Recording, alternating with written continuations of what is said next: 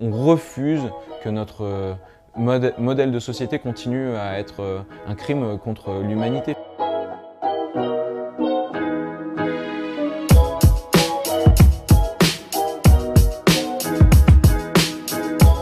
Au début de la démarche Ça commence par moi, j'étais peut-être un petit peu naïf avec cette idée qu'on entend souvent de sauver la planète.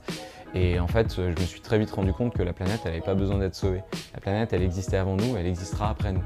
Ce qu'on a besoin de sauver, c'est les conditions de vie qui vont permettre d'assurer à l'humanité de vivre sans se taper dessus dans les prochaines décennies, dans les prochains siècles.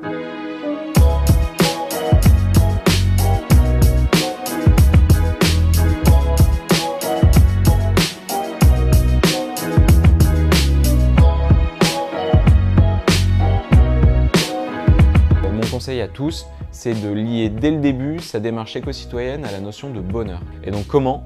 C'est de vous poser la question de ce qui vous plaît le plus dans votre vie. Si vous êtes plutôt accro du shopping, allez faire un tour du côté des friperies, du côté des recycleries, des ressourceries. Si vous êtes passionné de cuisine, peut-être que vous pouvez vous lancer un défi de cuisiner une journée par semaine des repas végétariens ou véganes. Si vous êtes plutôt penché sur votre smartphone une bonne partie de la journée, vous allez vous rendre compte que vous pouvez par exemple installer un moteur de recherche solidaire comme Ecosia ou comme Lilo.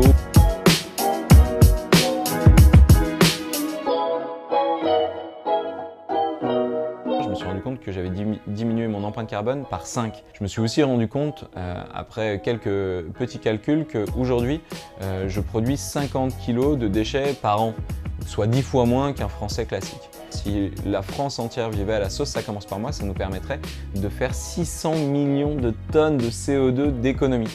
C'est considérable. C'est considérable à tel point que ça représente le 10e de ce qu'émet Total chaque année. Ça montre que nous tous, si on se serre les coudes et si on se retrousse les manches, on peut avoir un impact qui est certes pas suffisant, mais qui est tout à fait nécessaire face à l'urgence climatique.